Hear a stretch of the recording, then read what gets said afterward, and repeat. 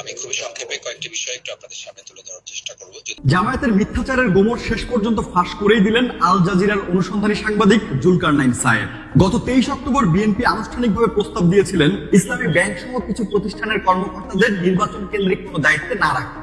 আর সেই প্রস্তাবনা প্রকাশের পরপরই জামায়াত একেবারে জোর গলায় দাবি করে বসে, ইসলামী ব্যাংকের সঙ্গে আমাদের কোনো সম্পর্ক নেই।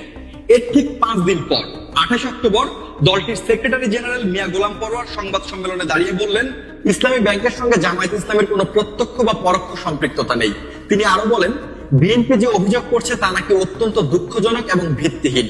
এখানেই শেষ নয়, জামায়াতের অফিসিয়াল ফেসবুক পেজ থেকেও দেওয়া হয় দীর্ঘ বিবৃতি, যেখানে বলা হয় ইসলামী ব্যাংকের সঙ্গে তাদের কোনো সাংগঠনিক যোগাযোগ নেই, কোনো নিয়ন্ত্রণ নেই, কোনো স্বার্থ জড়িত নেই। কিন্তু আজ জুলকারনাইনের প্রকাশ করা ভিডিও সেই দাবি মুহূর্তেই ধসিয়ে দিল। ব্যাংকের অনেকেই বিভিন্ন পর্যায়ে দায়িত্ব পেয়ে প্রিজাইডিং অফিসার থেকে শুরু করে হয়তো ছোটখাটো দায়িত্ব পেয়ে পুলিং অফিসার পর্যন্ত করতে পারে।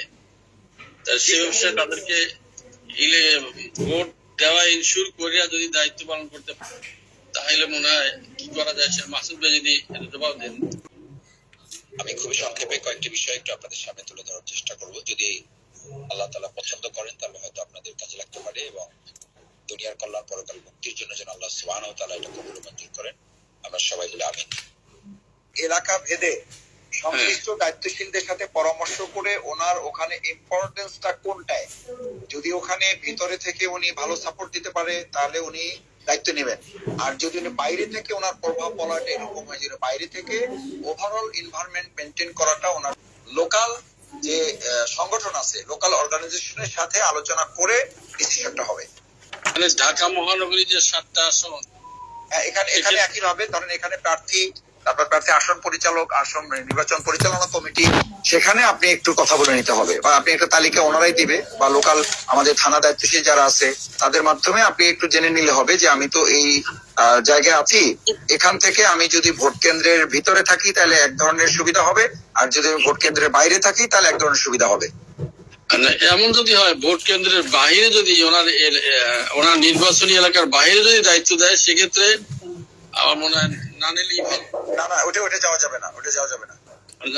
ঠিক আছে, এটা তো নির্বাচনী এলাকার বাইরে হলে ইন জেনারেল তাদের যাওয়া যাবে না।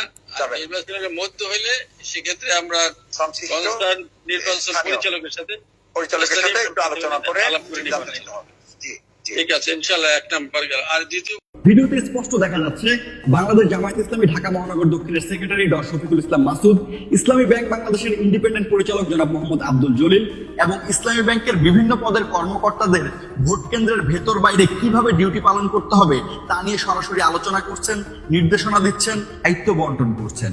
অর্থাৎ যে ব্যাংকের সঙ্গে কোনো সম্পর্ক নেই সেই ব্যাংকের কর্মকর্তাদের কিভাবে নির্বাচনী দায়িত্ব পালন করতে হবে তা নিয়ে নির্দেশনা দিচ্ছে সরাসরি জামায়াতের শীর্ষস্থানীয় নেতা।